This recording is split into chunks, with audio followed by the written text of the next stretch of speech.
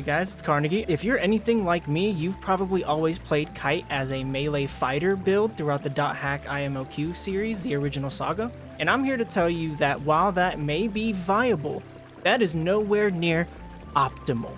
In fact, contrary to popular belief, the best way to play Kite, especially in the early parts of .hack Infection, is as a Wave Master.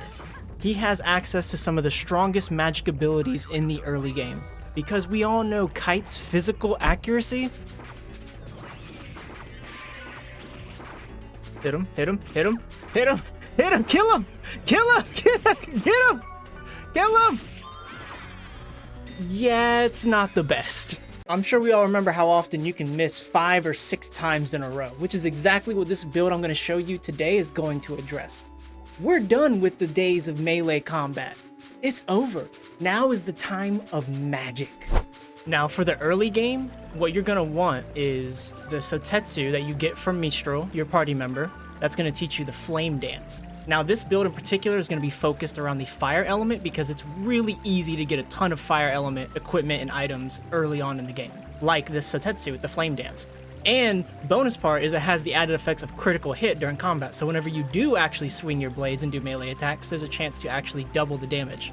Then, guard cap is just for rep, but we're gonna get the Kagayuzen, which is a specifically spellcaster item that has the highest magical attack in the early part of .hack Infection. And it also comes with a charm ability for later. But the best part is it has the added effect of no damage.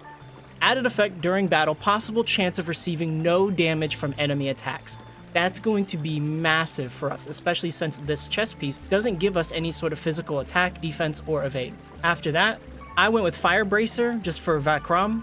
This is going to be our huge AoE spellcast. This is what's going to help you wipe out groups of enemies in one cast. Rather than Vac Cruise, which is a single target attack, you want Vakram, because Vakram hits every single enemy in its vicinity of the target. After that, we went with the Iron Anklet, because the Iron Anklet gives us a huge debuff against the enemies, decrease target and any nearby member's fire element. So if you're up against a boss enemy or one that's significantly higher level than you, or one that has a lot of HP, you're going to cast this ability before you go on to using your fire spells or scrolls. For the most part though, while you're leveling, if you're in an area of equal or lower level, you can just go straight to Vakram. So you can change these boots out for one that like cures debuffs or cures poisons or cures sleep, anything like that. And that is our current build right now. Is we are absolutely dumping all of our abilities into spellcasting and specifically about enhancing our fire gameplay.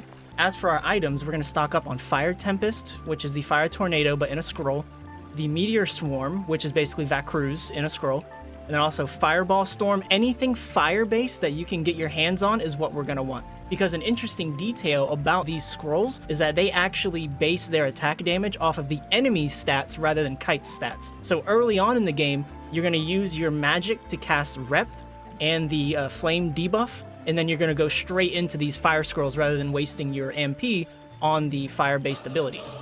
Combine all of these together and this is what you get. Behold. What is he doing? He's beginning to believe.